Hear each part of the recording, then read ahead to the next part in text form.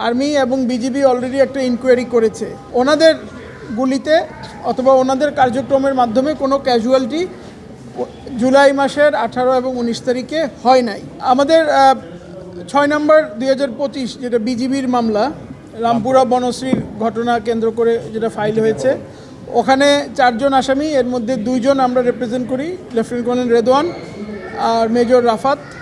তো ওনাদের পক্ষে আমরা ডিসচার্জ অ্যাপ্লিকেশন দিয়েছিলাম। সেই ডিসচার্জ অ্যাপ্লিকেশনের শুনানি আজকে হয়েছে।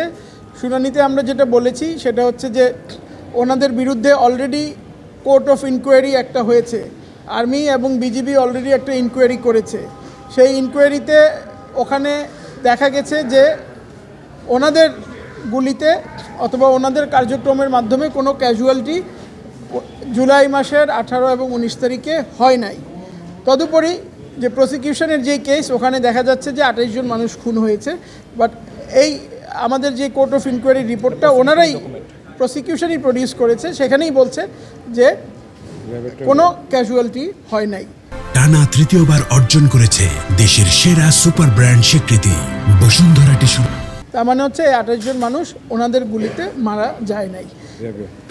সো এখন এইটার উপরে মাননীয় ট্রাইব্যুনাল আগামী 24 তারিখে চার্জ ফ্রেম করার সিদ্ধান্ত জানাবেন।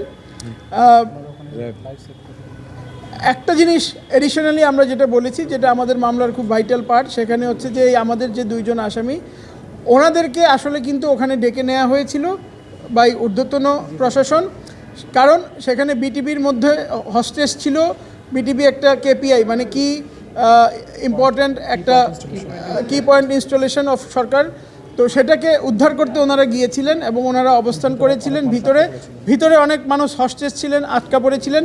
এবং ওনারা কিন্তু ওদেরকে ফোন করে বলেছিলেন, আপনারা যদি এসে আমাদেরকে 15 থেকে আধা ঘন্টার মধ্যে 15 মিনিট থেকে আধা ঘন্টার মধ্যে উদ্ধার না করেন, তাহলে আমাদের হয়তো এইটাই লাস্ট কল।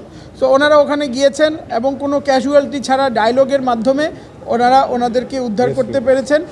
আর যেই ক্যাজুয়ালিটির খবরগুলো আমরা জানি, আসলে এগুলা কি, এগুলো তো আসলে বিচার্য বিষয়, আমরা এখন বলাটা ঠিক হবে না। বাট আমরা কোর্টকে বলেছি যে মাননীয় ট্রাইব্যুনাল, আপনাদের বিচারের উপরে, আপনাদের উপরে আমাদের সম্পূর্ণ আস্থা আছে।